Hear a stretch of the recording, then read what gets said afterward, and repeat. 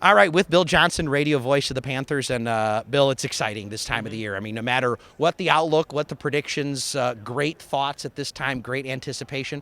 And I think both being back down here and kind of a fresh start with some new guys, there's a lot of positive feeling going into this season. Well, there's a couple of things. Obviously, every Panther season is so much fun at the beginning, and we have such a good time at the luncheon every year. But this place, I mean, being back down here, and I talked about it the first time we moved down here. This is where Eddie Doucette worked. This is where Jim Irwin worked. Man, I'm a kid that grew up in Milwaukee, so I really appreciate the history of this building, and it really is cool to be back down here. All right, we talk about the team, and Rob's kind of called it a reboot. We've got new faces, a lot of which were around last year, guys like McWhorter, guys like Matt Tybee, young guys that are back like JJ and Austin that we saw develop. I don't know how quickly it will all come together, but I think you and I can fairly say there are a lot more pieces to work with going into this season than were there when last season ended. Yeah, that's true, and I mean, the style of play is going to be really interesting, and I think the varying styles of play are going to be really interesting this year, depending on who's on the floor. They got the opportunity to go big.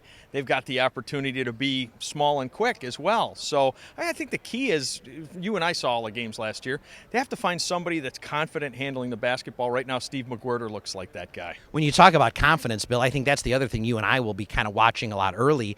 At Loyola, at Davidson to start. Those are challenging spots, especially the Davidson spot tournament. In other words, there are winnable games, but they're not going to be easy ones. There aren't just automatic wins lined up to start the year. And this is a team that could use some wins early on to really feel good about themselves and totally buy in to turning the page to this season. You know, we saw it last year toward the end where there were guys that had struggled throughout the season. And they came to those final games of the season, the bracket buster down at IUPUI, some of those other games toward the end, and all of a sudden they were having fun. You know, I don't know if it was the pressure was off or what the deal was, but they remembered why they liked playing basketball in the first place. And that's something that getting some of those early wins, getting some early success will do.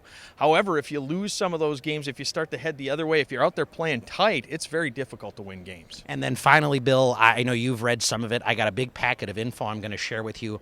All these new fouling rules and stuff. And I've been asked to make sure you're on your best behavior this season and reacting to the fact that early in the season there are going to be more whistles than ever. All joking aside, a lot of the conversation about taking out the physical play in college basketball, I think we're going to see a lot of free throws, and teams that run their offense, cut hard, run system basketball would seemingly benefit, and that could, in the long run, benefit a Milwaukee. You know, it's a transition that I applaud. I think that all levels of basketball have to go that direction.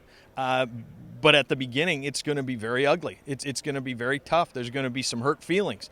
But I do think for the long haul and for the future of basketball, that's the direction to go. Make it a less physical game. Bill, always great to see you. Looking forward to seeing you all throughout the season, starting with the broadcast at Loyola coming up on November 8th. All right, get your popcorn.